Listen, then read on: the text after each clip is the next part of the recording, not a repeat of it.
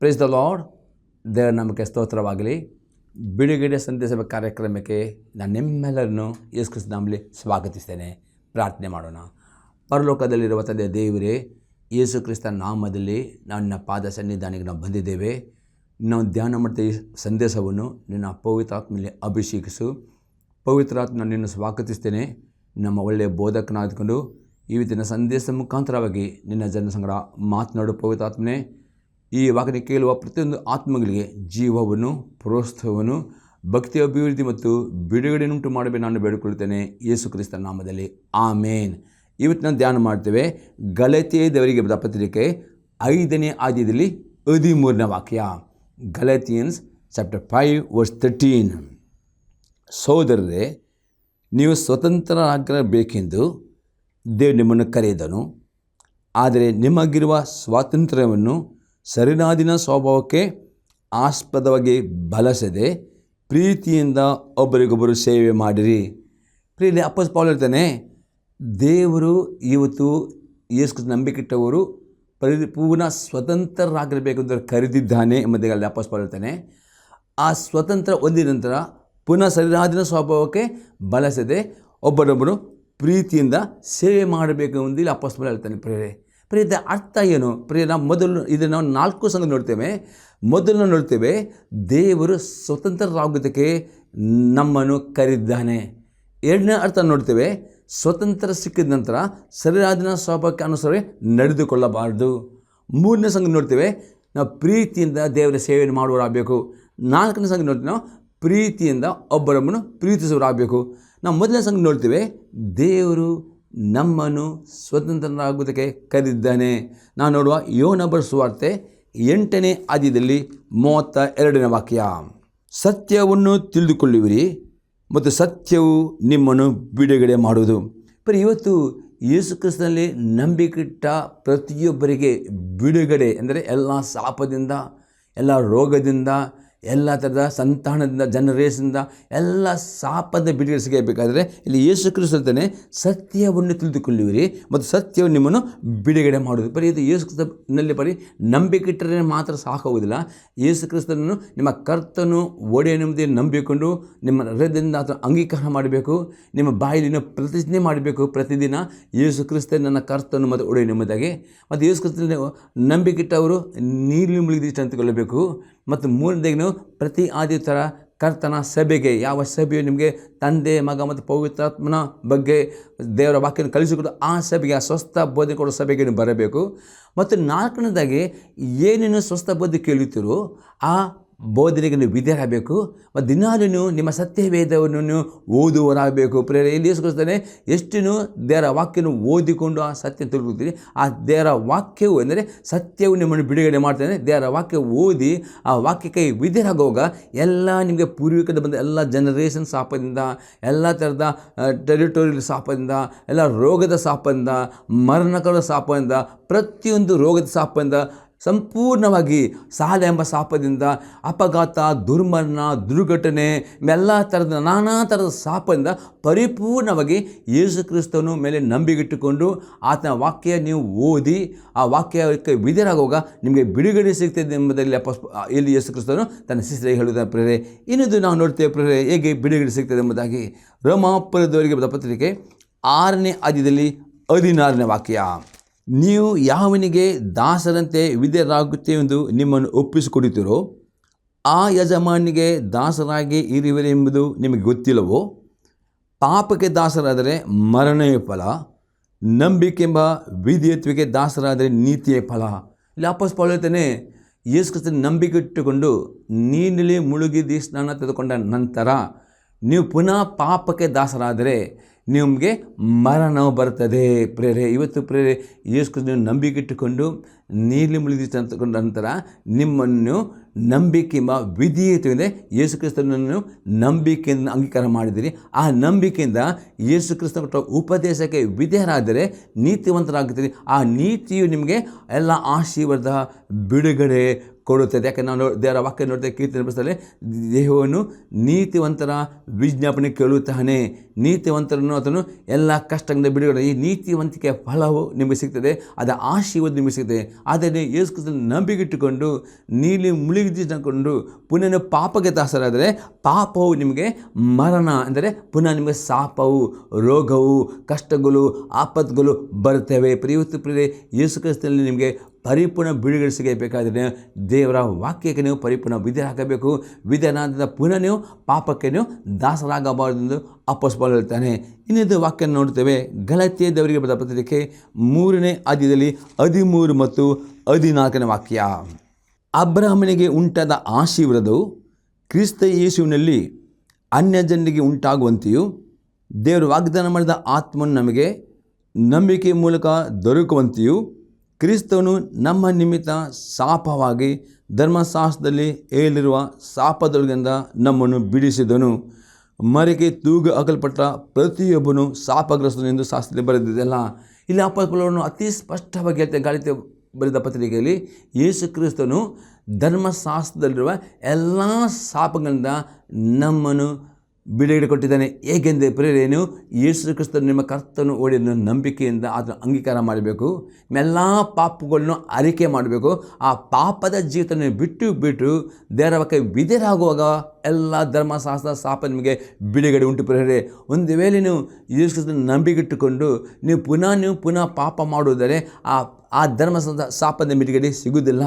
ಧರ್ಮಶಾಸ್ತ್ರ ಶಾಪದ ಬಿಡುಗಡೆ ಸಿಗಬೇಕಾದರೆ ನೀವು ಯೇಸು ಕ್ರಿಸ್ತನಲ್ಲಿ ನಂಬಿಕೆದ್ದು ಮಾತ್ರ ಅಲ್ಲ, ಆತನ ಅಂಗೀಕಾರ ಮಾಡೋದು ಮಾತ್ರ ಅಲ್ಲ, ನೀಲಿ ಮುಳುಗಿಕೊಳ್ಳೋದು ಮಾತ್ರ ಅಲ್ಲ, ಆತನ ಎಲ್ಲ ಆಜ್ಞೆಗಳಿಗೆ ವಿಧೇಯರಾಗುವಾಗ ಯೇಸು ಕ್ರಿಸ್ತನು ಎಲ್ಲ ಧರ್ಮಶಾಸ್ತ್ರದ ಶಾಪ ನಿಮಗೆ ಬಿಡುಗಡೆ ಕೊಡುತ್ತಾನೆ ಎಂಬುದಾಗಿ ಇದರ ಅರ್ಥವಾಗಿದೆ. ಪ್ರೇರೆ, ಇನ್ನೊಂದು ನಾವು ನೋಡ್ತೇವೆ 5ನೇ ಅಧ್ಯಾಯದಲ್ಲಿ, ಗಲಾತ್ಯ ಬರೆದ ಪತ್ರಿಕೆ 5ನೇ ಅಧ್ಯಾಯದಲ್ಲಿ 1ನೇ ವಾಕ್ಯ. ಕ್ರಿಸ್ತನು ನಮ್ಮನ್ನು ಸ್ವತಂತ್ರದಲ್ಲಿರಿಸಬೇಕೆಂದು ನಮಗೆ ಬಿಡುಗಡೆ ಮಾಡಿದನು, ಅದರಲ್ಲಿ ಸ್ಥಿರವಾಗಿ ನಿಲ್ಲಿರಿ, ದಾಸತ್ವ ನೊಗದಲ್ಲಿ ತಿರುಗಿ ಸಿಕ್ಕಿಕೊಳ್ಳಬೇಡ್ರಿ.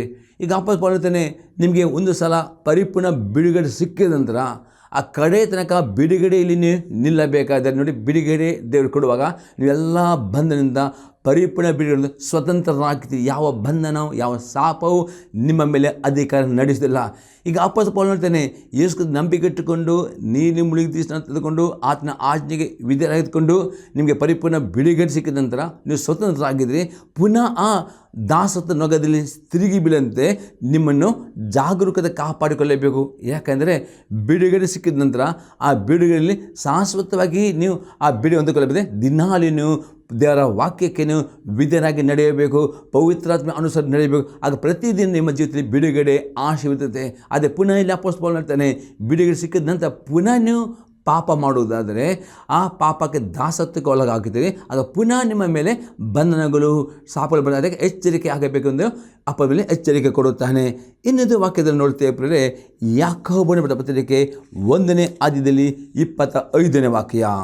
ಆದರೆ ಬಿಡುಗಡೆಯುಂಟು ಮಾಡುವ ಸರ್ವೋತ್ತಮ ಧರ್ಮ ಪ್ರಮಾಣವನ್ನು ಲಕ್ಷ್ಯ ಕೊಟ್ಟು ನೋಡಿ, ಇನ್ನೂ ನೋಡುತ್ತಲೇ ಇರುವವನು ವಾಕ್ಯವನ್ನು ಕೇಳಿ ಮರೆತು ಹೋಗುವನಾಗಿರದೆ ಅದರ ಪ್ರಕಾರ ನಡೆಯುವನಾಗಿದ್ದು ತನ್ನ ನಡತೆಯಿಂದ ಧನ್ಯನಾಗೋನು.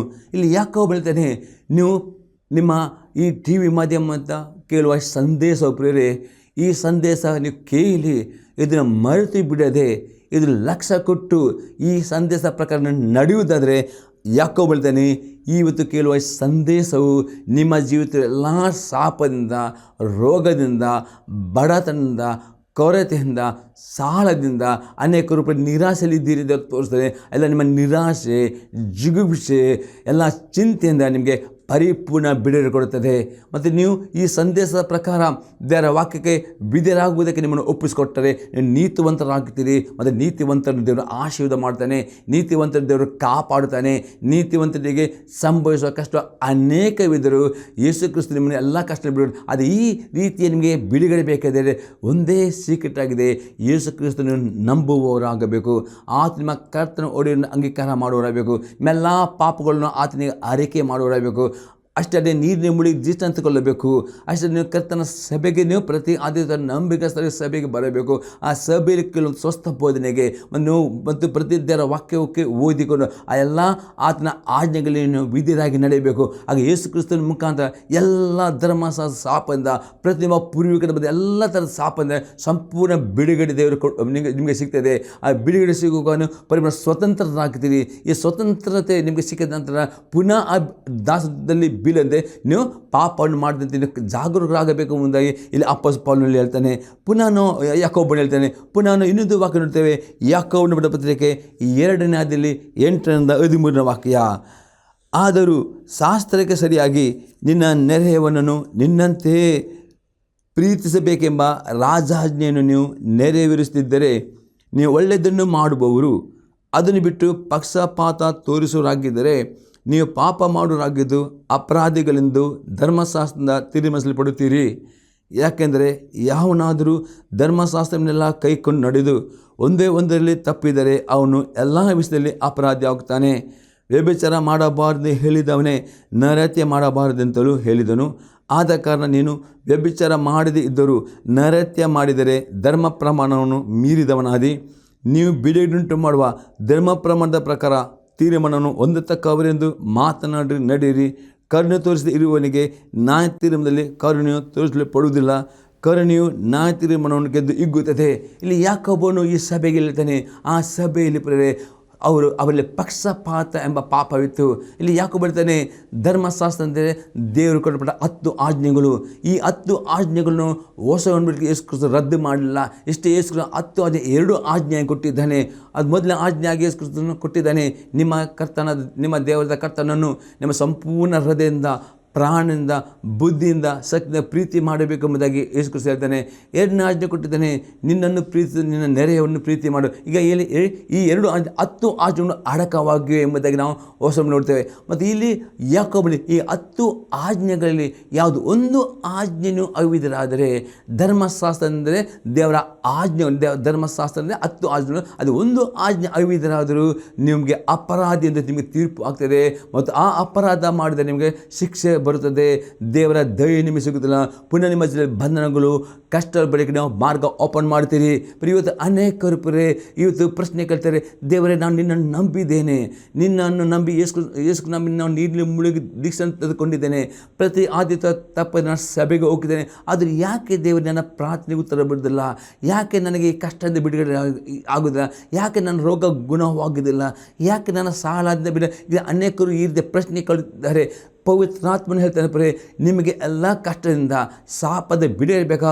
ಒಂದೇ ಕಂಡೀಷನ್, ನೀವು ದೇವರ ಆಜ್ಞೆಗಳಿಂದ ಧರ್ಮಶಾಸ್ತ್ರ 10 ಆಜ್ಞೆಗಳಾಗಿವೆ. ಮತ್ತು ಹೊಸ ನಂಬಿಕೆಯಲ್ಲಿ 10 ಆಜ್ಞೆಗಳಲ್ಲಿ ಅನೇಕ ಆಜ್ಞೆಗಳು ಯೇಸು ಕೊಟ್ಟಿದ್ದಾನೆ.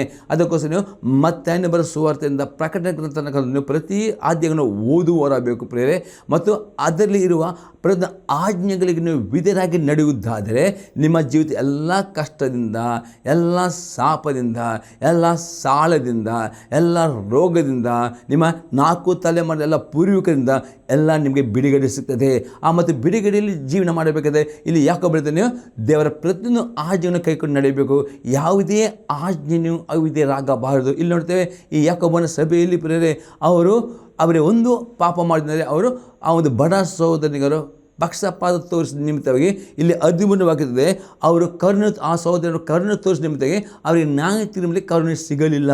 ಒಂದು ಅವರ ಸಹೋದರರ ಕರುಣೆ ತೋರಿಸಿದರೆ ಆ ನ್ಯಾಯ ತೀರ್ಪು ಬರುತ್ತಿಲ್ಲ. ಹಾಗಾದರೆ ಇವತ್ತು ನಿಮ್ಮ ಜೀವಿತದಲ್ಲಿ ಯಾವುದೇ ಶಿಕ್ಷೆ ಬರುವುದಾದರೆ, ಯಾವುದೇ ಕಷ್ಟ ಬರುವುದಾದರೆ ಅದಕ್ಕೆ ದೇವರು ಕಾರಣಲ್ಲ. ದೇವರಿಂದಿಗೂ ಅನ್ಯಾಯ ಎಂದಿಗೂ ಮಾಡುವುದಿಲ್ಲ. ದೇವರು ನ್ಯಾಯವಂತನಾಗಿದ್ದಾನೆ. ಅದಕ್ಕೆ ಇಲ್ಲಿ ಯಾಕೋಬ ಹೇಳ್ತಾನೆ, ದೇವರು ಪ್ರತಿಯೊಬ್ಬರಿಗೆ 10 ಆಜ್ಞೆ ಕೊಟ್ಟಿದ್ದಾನೆ. ಯೇಸು ಕ್ರಿಸ್ತ ಬಂದು ಯಾವ ಧರ್ಮಶಾಸ್ತ್ರ ಶುದ್ಧೀಕರಣ ನಿಯಮವನ್ನು, ಬಲಿದಾನ, ಯಜ್ಞ ಅದನ್ನು ರದ್ದು ಮಾಡಿದೇವಿನ ಆಜ್ಞೆಗಳನ್ನು ಯೇಸು ಕ್ರಿಸ್ತನು ರದ್ದು ಮಾಡಲ್ಲ, ಆತನು ನೆರವೇರಿಸಿದ್ದಾನೆ. ಮತ್ತು ಅದಕ್ಕೆ ಇನ್ನೂ ಅನೇಕ ಆಜ್ಞೆಗಳನ್ನು ಎಷ್ಟೇ ಕೊಟ್ಟಿದ್ದಾನೆ. ನಾವು ಮತ್ತೆ ಬರೆಸುವ ಓದುತ್ತೇವೆ. ಹಾಗಾದರೆ ಈ ಆಜ್ಞೆಗಳನ್ನು ಪೂರ್ಣ ಹೃದಯದಿಂದ ನೀವು ಪ್ರೀತಿ ಮಾಡಿ ಅದಕ್ಕೆ ವಿಧೇಯರಾಗಿದ್ದರೆ ನಿಮಗೆ ಎಲ್ಲ ಶಾಪದಿಂದ ಬಿಡುಗಡೆ ಸಿಗ್ತದೆ ಎಂಬುದಾಗಿ ಇಲ್ಲಿ ಅತಿ ಸ್ಪಷ್ಟ ಆಗದೆ ಪ್ರಿಯರೇ, ಇದು ದೇವರ ಆತ್ಮನು ಬಯಸುತ್ತಾನೆ. ನಿಮಗೆ ಎಲ್ಲ ಶಾಪದಿಂದ, ಸಾಲ ಎಂಬ ಶಾಪದಿಂದ, ರೋಗ ಎಂಬ ಶಾಪದಿಂದ, ಬಡತನ ಎಂಬ ಶಾಪದಿಂದ, ಕೊರತೆ ಎಂಬ ಶಾಪದಿಂದ, ನಿರಾಶೆ, ಎಲ್ಲ ಶಾಪದಿಂದ ನಿಮಗೆ ಬಿಡುಗಡೆ. ಅದೇ ಒಂದು ಕಂಡೀಷನ್ ಪ್ರಿಯರೇ, ಯೇಸು ಕ್ರಿಸ್ತ ಬರೀ ನಂಬಿಕೆ ಇಟ್ಟರೆ ಸಾಕುವುದಿಲ್ಲ, ನಂಬಿಕೆ ಇಡಬೇಕು, ಯೇಸು ಕ್ರಿಸ್ತ ಮುಖ ತೊಗೊಂಡು ಅಂಗೀಕಾರ ಮಾಡಬೇಕು, ನೀರಲ್ಲಿ ಮುಳುಗಿದಿಷ್ಟನ್ನು ತೆಗೆದುಕೊಳ್ಳಬೇಕು, ಸ್ವಸ್ಥ ಬೋಧನೆ ಸಭೆಗೆ ಹೋಗುವವರಾಗಬೇಕು, ಆ ಸಭೆ ನಂಬಿಕೆಸ್ಥರಾಗಬೇಕು, ಆ ಸಭೆಯಲ್ಲಿ ಕೆಲವು ಸ್ವಸ್ಥ ಬೋಧನೆ ಕೇಳಿ ಅದಕ್ಕೆ ವಿಧೇಯರಾಗಬೇಕು. ಈ ಟಿ ವಿ ಮಧ್ಯೆ ಕೇಳುವ ಸಂದೇಶವನ್ನು ಲಕ್ಷ ಕೇಳಿ ವಿಧೇಯರಾಗಬೇಕು. ವಿಧೇಯರಾಗಿ ನಡೆಯುವಾಗ 100% ನಿಮ್ಮ ಜೀವಿತದಲ್ಲಿ ಪ್ರತಿನಿತ್ಯವೂ ಆಶೀರ್ವಾದವು, ಶುಭವು, ಕೃಪೆ ನಿಮಗೆ ಬರ್ತದೆ. ದೇವರು ನಿಮಗೆ ಕರುಣೆ ತೋರಿಸ್ತಾನೆ. ಆದರೆ ನೀವು ಒಂದು ವೇಳೆ ದೇವರ ವಾಕ್ಯಕ್ಕೆ ಅಲಕ್ಷ್ಯ ಮಾಡಿಕೊಂಡು ಅದನ್ನ ಆಜ್ಞೆ ಅಲಕ್ಷ್ಯ ಮಾಡಿ ಅದನ್ನು ಯಾವುದೇ ಈಗ ಈ 10 ಆಜ್ಞೆಯಲ್ಲಿ ಈ ಯಾಕೋಬ ಸಭೆಯು ಅವರು ಮಾಡಿದ ಪಾಪ ಬರೀ ಪಕ್ಷಪಾತ ಮಾಡಿದ್ದಾರೆ. ನೋಡ್ತೇವೆ, ಅವರು ವ್ಯಭಿಚಾರ ಮಾಡಲಿಲ್ಲ ಅಥವಾ ಅವರು ನರತೆ ಬರೀ ಅವರು ಬಡ ಸಹೋದರನಿಗೆ ಪಕ್ಷಪಾತ ಮಾಡಿ ನಿಮಿತ್ತಾಗಿ ಇಲ್ಲಿ 13 ವಾಕ್ಯತೆ ಅವರು ಕರುಣೆ ತೋರಿಸಿದ ನಿಮಿತ್ತಾಗಿ ದೇವರ ನಾಯಕರು ಅವರ ಮೇಲೆ ಬಂತು. ಒಂದು ವೇಳೆ ಕರುಣೆ ತೋರಿಸಿದರೆ ನಾವು ಆಗಿದ್ದ ದೇವರ ಕರುಣೆ ಬೇಕಾ, ದೇವರ ದಯೆ ಬೇಕಾ, ದೇವರ ಆಶೀರ್ವಾದ ಬೇಕಾ, ನಿಮ್ಮ ಎಲ್ಲ ಪ್ರಾರ್ಥನೆಗೆ ಉತ್ತರ ಒಂದೇ ಕಂಡೀಷನ್, ದೇವರ ವಾಕ್ಯ ಪ್ರತಿದಿನ ಅಲ್ಲೊಂಬಡಿಕೆಯೂ ಓದಬೇಕು. ಅಲ್ಲೊಂಬಡಿಕೆಯೂ ಓದಬೇಕು, ಹೊಸ ಒಣಬಡಿಕೆ ಓದಬೇಕು. ಓದುವಾಗ ಹುಡುಕಿಕೊಂಡು ಓದಿರಿ, ಅದರಲ್ಲಿರುವ ಆಜ್ಞೆಗಳು ಗಮನಿಸಿರಿ ಮತ್ತು ಪ್ರತಿಯೊಂದು ಆಜ್ಞೆಗೆ ವಿಧೇಯರಾಗಿರಿ. ಆಗ ನಿಮ್ಮ ಜೊತೆಲಿ ಪರಿಪೂರ್ಣ ಬಿಡುಗಡೆ ಬರ್ತದೆ ಎಂಬುದರಲ್ಲಿ ದೇವರ ವಾಕ್ಯವು ಹೇಳ್ತದೆ. ಬರೇ 2ನೇ ಸಂಘ ನೋಡ್ತೇವೆ, ಬಿಡುಗಡೆ ಸಿಕ್ಕಿದ ನಂತರ ನೀವು ಸರಿಯಾದ ಸ್ವಭಾವಕ್ಕೆ ಅನುಸಾರವಾಗಿ ನಡೆಯಬಾರದು. ನಾವು ನೋಡುತ್ತೇವೆ ಯಾಕೆ ನಡೆಯಬಾರದು ನೋಡುವ ರೋಮಾಪುರದವರಿಗೆ ಬರೆದ ಪತ್ರಿಕೆ 8ನೇ ಅಧ್ಯಾಯದಲ್ಲಿ 6ರಿಂದ 8ನೇ ವಾಕ್ಯ ತನಕ. ಶರೀರ ಭಾವಗಳ ಮೇಲೆ ಮನಸ್ಸಿಡುವುದು ಮರಣ, ಪವಿತ್ರಾತ್ಮಗಳ ಮೇಲೆ ಮನಸ್ಸಿಡುವುದು ಜೀವವು ಮನಃಶಾಂತಿ ಆಗಿದೆ. ಇಲ್ಲಿ ಅಪೊಸ್ತಲನು ಹೇಳ್ತಾನೆ, ಶರೀರ ಭಾವಗಳ ಮೇಲೆ ಯಾರು ಮನಸ್ಸಿಡುತ್ತಾರೋ ಅವರಿಗೆ ಮರಣ.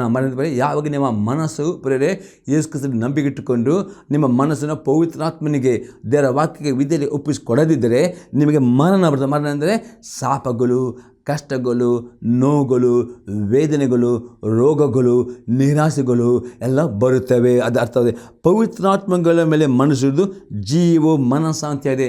ಪವಿತ್ರಾತ್ಮ ಮೇಲೆ ಮನಸ್ಸಿನ ಅರ್ಥ ಏನಂದರೆ ನೀವು ಪವಿತ್ರಾತ್ಮನಿಗೆ ವಿಧೇಯರಾಗಬೇಕು. ಪವಿತ್ರಾತ್ಮನಿಗೆ ವಿಧೇಯ ಅಂದರೆ ದೇವರ ವಾಕ್ಯಕ್ಕೆ ವಿಧೇಯರಾಗುವಾಗ ದೇವರ ಆತ್ಮ ನಿಮಗೆ ಮನಸ್ಸಿಗೆ ಸಮಾಧಾನ ಕೊಡುತ್ತಾನೆ ಮತ್ತು ನಿಮ್ಮ ಆತ್ಮದಲ್ಲಿ ಯಾವಾಗಲೂ ಜೀವವು ಇರುತ್ತದೆ. ಬರೀ ಏಳನೇ ವಾಕ್ಯ ನೋಡ್ತೇವೆ, ಯಾಕೆಂದರೆ ಶರೀರ ಭಾವಗಳ ಮೇಲೆ ಮನಸ್ಸಿಡುವುದು ದೇವರ ಶತ್ರುತ್ವವು, ಅಂಥ ಮನಸ್ಸು ದೇವರ ನೇಮಕ್ಕೆ ಒಳಪಡುವುದಕ್ಕಾಗುವುದಿಲ್ಲ. ಒಂದು ವೇಳೆ ನೀವು ಯೇಸು ಕ್ರಿಸ್ತನನ್ನು ನಿಮ್ಮ ಸ್ವಾಮಿ ನೀವು ಕರೆಯಬಹುದು, ನಿಮ್ಮ ಕರ್ತನ ಒಡೆಯನನ್ನು ಕರೆಯಬಹುದು, ಪ್ರತಿ ಆದ್ಯತೆ ಸಭೆಗೆ ಹೋಗಬಹುದು. ಆದರೂ ನಿಮ್ಮ ಮನಸ್ಸನ್ನು ನೀವು ಪವಿತ್ರಾತ್ಮನಿಗೆ ಒಪ್ಪಿಸಿಕೊಡುವುದಿಲ್ಲ, ದೇವರ ವಾಕ್ಯಕ್ಕೆ ಒಪ್ಪಿಸ ಆಗ ಅಂಥ ಮನಸ್ಸು ದೇವರ ಶತ್ರುತ್ವವು, ಅಂದರೆ ದೇವರಿನ ಶತ್ರು ಆಗ್ತೀರಿ. ಅಂಥ ಮನಸ್ಸು ದೇವರ ನೇಮಕ್ಕೆ ಒಳಪಡುವುದಕ್ಕಾಗುವುದರಿಂದ ಅಪೊಸ್ತಲನು ಹೇಳ್ತಾನೆ. 8ನೇ ವಾಕ್ಯ ನೋಡ್ತೇವೆ, ಶರೀರ ಭಾವದಿಂದರು ದೇವರಿಗೆ ಮೆಚ್ಚುಗೆಯಾಗಿರಲಾರರು. ನೀವು ಶರೀರ ಭಾವನ ಪ್ರಕಾರ ನಡೆಯುತ್ತಾರೆ, ದೇವರಿಗೆ ನೀವು ಮೆಚ್ಚುಗೆ ಆಗುವುದಿಲ್ಲ. ಅದಕ್ಕೋಸ್ಕರ ನಿಮ್ಮ ಜೊತೆ ಕಷ್ಟಗಳು, ರೋಗಗಳು ಬರುವುದಕ್ಕೆ ಕಾರಣ ನೀವು ಶರೀರ ಭಾವ ಪ್ರಕಾರ ನಡೆಯುತ್ತಾರೆ, ದೇವರಿಗೆ ನೀವು ಮೆಚ್ಚುವುದಿಲ್ಲ. ಶರೀರ ಭಾವ ನಡೆಯುತ್ತಾರೆ, ನಿಮಗೆ ಮರಣ ಬರುತ್ತೆ. ಮರಣ ಅಂದರೆ ನಿಮಗೆ ಸೈತನು ನಾನಾ ರೀತಿಯಲ್ಲಿ ನಿಮ್ಮನ್ನು ಆಕ್ರಮಣ ಮಾಡುತ್ತಾನೆ. ಹಾಗಾದರೆ ಇದರಿಂದ ನೀವು ಬಿಡುಗಡೆಯಾಗಬೇಕಾದ್ರೆ ಅಲ್ಲಿ ರೋಮಾಪುರದ ಬರೆದ ಪತ್ರಿಕೆ 8ನೇ ಅಧ್ಯಾಯದಲ್ಲಿ 13ನೇ ವಾಕ್ಯ, ನೀವು ಶರೀರ ಭಾವವನ್ನು ಅನುಸರಿಸಿ ಬದುಕಿದ್ದರೆ ಸಾಯುವುದು ನಿಶ್ಚಯ. ಇಲ್ಲಿ ಅಪ್ಪ ಮಾಡ್ತಾರೆ, ನೀವು ಯೇಸು ಕ್ರಿಸ್ತನ ನಂಬಿಕೆ ಇಟ್ಟುಕೊಂಡು ನೀವು ಪುನಃ ನಿಮ್ಮ ಶರೀರ ಭಾವದ ಪ್ರಕಾರ ನಡೆಯುವುದರೆ ನೀವು ಸಾಯುವುದಂತ ನಿಮ್ಮ ಆತ್ಮ ಸಾಯುತ್ತೆ. ಈಗ ನಾವು ನೋಡ್ತೇವೆ, ಆದಿಕಾಂಡ ಪುಸ್ತಕದಲ್ಲಿ ದೇವರ ಆದಾಮ ಮತ್ತು ಅವ್ವಳಿಗೆ ಸೃಷ್ಟಿ ಮಾಡಿ ಒಳ್ಳೆ ಏದೇನು ತೋಟದಲ್ಲಿ ಕೊಟ್ಟನು. ಅವರು ಏನು ಕಷ್ಟಪಡಲಿಕ್ಕಿಲ್ಲ. ಅವರಿಗೆ ಕಷ್ಟ ಎಂಬುದು, ರೋಗ ಎಂಬುದು ಏನು ಗೊತ್ತೇ ಇಲ್ಲ. ಅವರಿಗೆ ಇಡೀ ದಿನ ತೋಟ ತಿರುಗಾಡುವುದು, ಬೇಕಾದಾಗ ಹಣ್ಣು ತಿನ್ನಲಿಕ್ಕೆ ಅವರಿಗಿತ್ತು. ಅದು ಒಂದೇ ಆಜ್ಞೆ ಕೊಟ್ಟರು, ಒಂದು ಮರ ಹಣ್ಣನ್ನು ತಿನ್ನಬಾರದು, ತಿಂದರೆ ಸಾಯುತ್ತೇನೆ. ಅದೇ ಹಣ್ಣನವರು ಆ ಒಂದು ಸೈತನ ಮಾತಿಗೆ ಒಳಪಟ್ಟು ಅವಳು ತಿಂದಳು. ಆದಾಮ ತಿಂದ ನಿಮಿತ್ತ ಏನಾಯಿತು, ಅವರಿಗೆ ಮರಣ ಬಂದರೆ ಅವರು ಕೂಡಲೇ ಶರೀರಕ್ಕೆ ಸಾಯಿಲ್ಲ, ಅಥವಾ ಕೂಡಲೇ ನರಕ ಆತ್ಮದಲ್ಲಿ ಅವರು ದೇವರ ಪ್ರಸನ್ನತೆಯನ್ನು ಕಳೆದುಕೊಂಡರು. ದೇವರ ಮಹಿಮೆ ಅವರಿಂದ ಬಿಟ್ಟು ಹೋಯಿತು.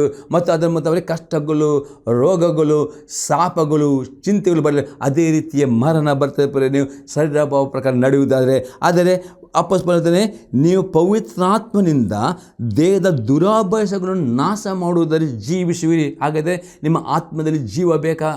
ನಿತ್ಯ ಜೀವವನ್ನು ಅನುಭವ ಮಾಡಬೇಕು. ಪ್ರತಿದಿನ ನಿಮಗೆ ಸಂತೋಷ ಸಮಾಧಾನ ಬೇಕಾ, ಆರೋಗ್ಯ ಬೇಕಾ, ಸಮೃದ್ಧಿ ಆಶೆ ಬೇಕಾ, ಇಲ್ಲಿ ಅಪ್ಪಸ್ ಹೇಳ್ತಾನೆ, ನೀವು ಪವಿತ್ರಾತ್ಮನಿಂದ ಅಂದರೆ ನೀವು ಪ್ರಾರ್ಥನೆ ಮಾಡಬೇಕು. ನೀವು ಎಷ್ಟು ನಾವು ಪ್ರಾರ್ಥನೆ ಮಾಡಿ ಅಷ್ಟು ಪವಿತ್ರಾತ್ಮ ಶಕ್ತಿಯನ್ನು ಹೊಂದುತ್ತೀರಿ. ಆ ಪವಿತ್ರ ಶಕ್ತಿಯಿಂದ ನೀವು ನಿಮ್ಮ ದೇಹದ ದುರಾಭ್ಯಾಸಗಳನ್ನು ದೇವರ ವಾಕ್ಯದ ಮುಖ ನಾಶ ಮಾಡಬೇಕು. ನಿಮ್ಮ ದುರಾಭ್ಯಾಸ ದೇವರ ವಾಕ್ಯದ ಮುಖದ ಹಾಗೆ ಮಾಡಬೇಕು. ಆ ಸ್ವಭಾವವನ್ನು ಬಿಟ್ಟುಕೊಂಡು ದೇವರ ವಾಕ್ಯ ವಿಧೇಯ ನೋಡಿದರೆ ನೀವು ಆತ್ಮದಲ್ಲಿ ಜೀವಿಸ್ತೀರಿ. ಆಶೀರ್ವಾದ ನಿಮಗೆ ಸಿಗುತ್ತದೆ, ಬಿಡುಗಡೆ ನಿಮಗೆ ಬರುತ್ತದೆ, ನಿಮ್ಮ ಪ್ರಾರ್ಥನೆ ಬರುತ್ತದೆ. ಪ್ರಿಯರೇ, ಇನ್ನೊಂದು ಎಕ್ಸಾಂಪಲ್ ನೋಡ್ತೇವೆ. ಗಲಾತ್ಯ ದೇವರಿಗೆ ಪತ್ರಿಕೆ 5ನೇ ಅಧ್ಯಾಯದಲ್ಲಿ 19-21 ವಾಕ್ಯ ತನಕ. ಶರೀರಭಾವದ ಕರ್ಮಗಳು ಪ್ರಸಿದ್ಧವಾಗಿವೆ. ಯಾವುದೆಂದರೆ ಜಾರತ್ವ, ಬಂಡುತನ, ನಾಚಿಕೆಗೇಡಿತನ, ವಿಗ್ರಹ ಆರಾಧನೆ, ಮಾಟ, ಹಗೆತನ, ಜಗಳ, ಹೊಟ್ಟೆ ಕಿಚ್ಚು, ಸಿಟ್ಟು, ಕಕ್ಷಭೇದ, ಭಿನ್ನಮತ, ಮತ್ಸರ, ಕುಡಿಕಿತನ, ದುಂದುತನ ಇಂಥವುಗಳೇ. ಇವುಗಳ ವಿಷಯದಲ್ಲಿ ಇಂಥ ಕಾರ್ಯಗಳನ್ನು ನಡೆಸುವವರು ದೇವರ ರಾಜ್ಯಕ್ಕೆ ಬಾಧ್ಯರಾಗುವುದಿಲ್ಲವೆಂದು ನಾನು ಹಿಂದೆ ಹೇಳಿದಂತೆ ಈಗಲೂ ನಿಮ್ಮನ್ನು ಎಚ್ಚರಿಸ್ತೇನೆ. ಅತಿ ಸ್ಪಷ್ಟವಾಗಿ ಗಲಾತ್ಯ ಸಭೆಯವರು, ಯೇಸು ನಂಬಿಕೆಟ್ಟವರು, ನೀರು ಮುಡಿದಿಕೊಂಡವರು, ಪವಿತ್ರಾತ್ಮ ಭರಿತರು, ಅನ್ಯ ಭಾಷೆಯಲ್ಲಿ ಪ್ರಾರ್ಥನೆ ಮಾಡುವವರು, ಎಲ್ಲ ಹೊರಗಡೆ ತುಂಬಲ್ಪಟ್ಟರು. ಆದರೆ ಅವರು ಪವಿತ್ರಾತ್ಮನ ಪ್ರಕಾರ ನಡೆಯದೆ, ಅವರು ತಮ್ಮ ಶರೀರಾಧೀನ ಸ್ವಭಾವ ಪ್ರಕಾರ ನಡೆದ ನಿಮಿತ್ತವಾಗಿ ಇಂಥ ಕಾರ್ಯ ಮಾಡೋ ಪರಲೋಕದಲ್ಲಿ ಹೋಗುವುದೇ ಇಲ್ಲ.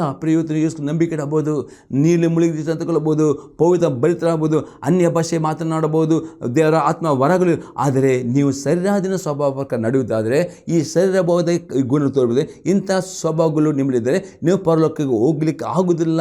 ಪರಲೋಕದ ಆಶೀರ್ವಾದ, ಸಮಾಧಾನ, ಸಂತ ಹೊಂದಲಿಕ್ಕೆ ಆಗುವುದಿಲ್ಲ ಎಂದು ಅಪ್ಪಸ್ತಲ ನೋಡ್ತಾನೆ. ಹಾಗಾದರೆ ಪ್ರಿಯರೇ, ನಿಮಗೆ ಬಿಡುಗಡೆ ಬೇಕಾ, ದೇವರ ಆತ್ಮ ಅಭಿಷೇಕ ಬೇಕಾ? ಇಲ್ಲಿ ನಾವು 22-24 ವಾಕ್ಯ ಪ್ರಕಾರ ನಾವು ನೋಡ್ತೇವೆ. 20 ವಾಕ್ಯ ಹೋಗ್ತೇವೆ. ಆದರೆ ದೇವರ ಆತ್ಮ ಉಂಟು ಫಲವೆಂದರೆ ಪ್ರೀತಿ, ಸಂತೋಷ, ಸಮಾಧಾನ, ದೀರ್ಘಶಾಂತಿ, ದಯೆ, ಉಪಕಾರ, ನಂಬಿಕೆ, ಸಾಧುತ, ಸಮಯದ ಇಂಥವುಗಳನ್ನು ಯಾವ ಧರ್ಮಶಾಸ್ತ್ರ ಆಕ್ಷೇಪಿಸುವುದಿಲ್ಲ. ಪ್ರಿಯರೇ, ನಿಮಗೆ ಸಮಾಧಾನ ಬೇಕಾ, ಬಿಡಬೇಕಾ? ನಿಮ್ಮ ಶರೀರಾಧೀನ ಸ್ವಭಾವಕ್ಕೆ ಅನುಸಾರ ನಡೆಯಿದೆ. ದಿನಾಲು ಪವಿತ್ರಾತ್ಮನಿಗೆ ನೀವು ವಿಧೇಯರಾಗಬೇಕು. ಪವಿತ್ರಾತ್ಮನಿಗೆ ವಿಧೇಯನಾಗುವುದು ಅರ್ಥವಾಗಿದೆ.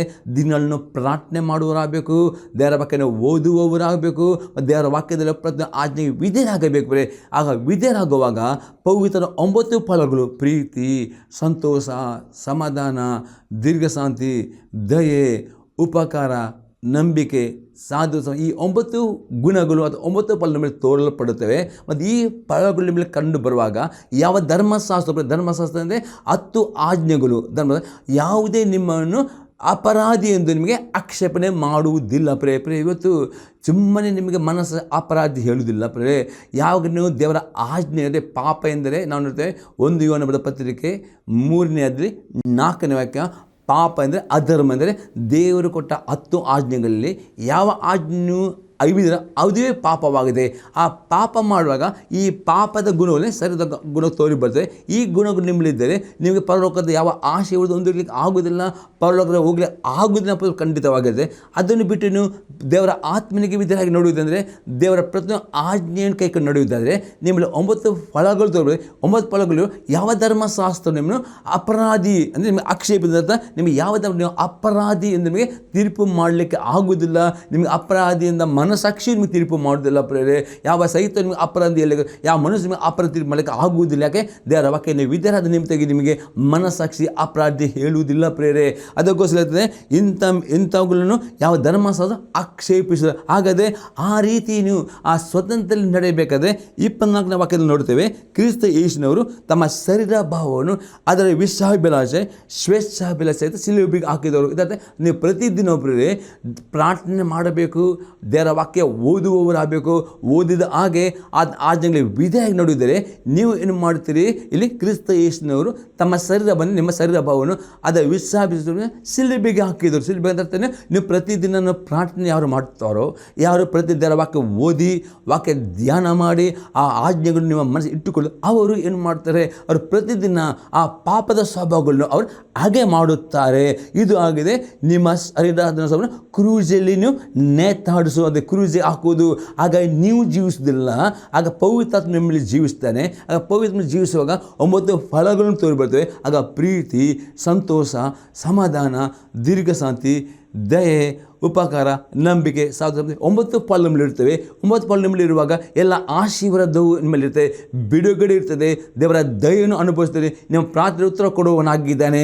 ಮತ್ತು ಯಾವ ಧರ್ಮಶಾಸ್ತ್ರ ಅಪರಾಧದಿಂದ ಆಕ್ಷೇಪ ಯಾವ ಬಂಧನ ನಿಮ್ಮಲ್ಲಿ ನೀವು ಸ್ವತಂತ್ರವಾಗಿ ಇರ್ತೀರಿ, ಸ್ವತಂತ್ರ ನಡೆಯುತ್ತೀರಿ. ಮತ್ತು ಅಷ್ಟೇ ಅಲ್ಲದೆ ಈ 2 ಸಂಗತಿಗಳನ್ನು ಮಾಡುವಾಗ ಮೂರನೇಯಾಗಿ ನೀವು ದೇವರ ಸೇವೆ ಮಾಡುತ್ತೀರಿ. ನಾವು ನೋಡ್ತೇವೆ ಲೂಕನ ಬರೆದ ಸುವಾರ್ತೆ 10ನೇ ಅಧ್ಯಾಯದಲ್ಲಿ 25-30 ನೋಡ್ತೇವೆ. ಒಬ್ಬ ಯವನಸ್ಥ ಬಂದು ನನ್ನ ನೆರೆಯವನು ಯಾರೆಂದು ಹೇಳುವಾಗ ಯೇಸು ಕ್ರಿಸ್ತನೇ ಒಂದು ದಾರಿ ಹೋಗುವಾಗ ಒಬ್ಬನು ದಾರಿಯಲ್ಲಿ ಗಾಯವಾಗಿ ಬೀಳುತ್ತಾನೆ.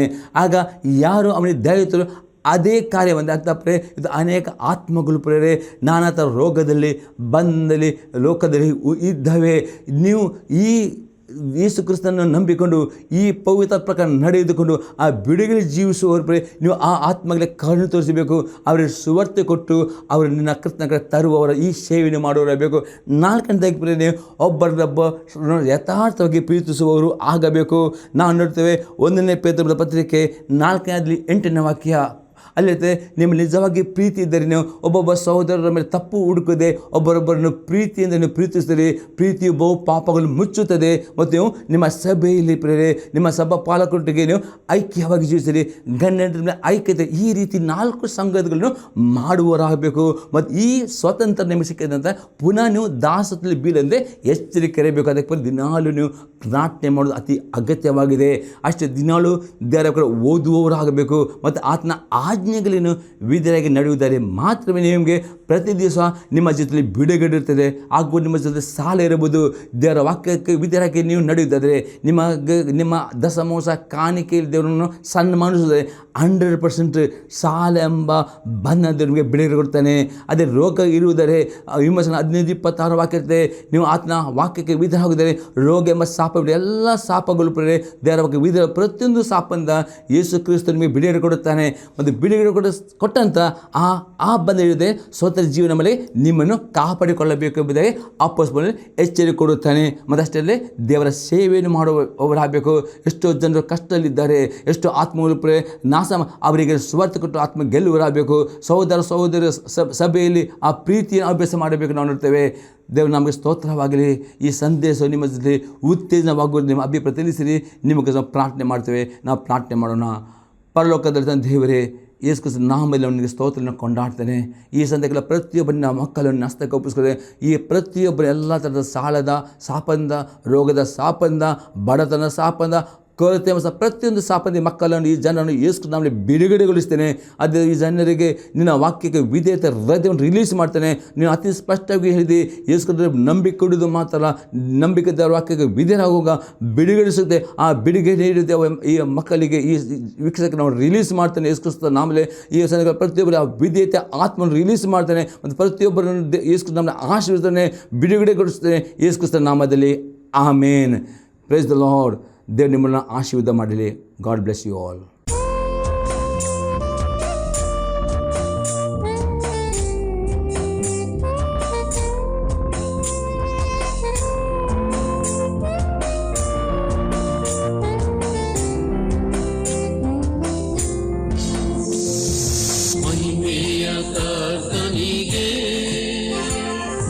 ಜಯ ಜಯ ಜಯವೆನ್ನಿರಿ, ಜಯ ವೀರ ದೇವನಿಗೆ ನಿತ್ಯ ಸ್ತುತಿ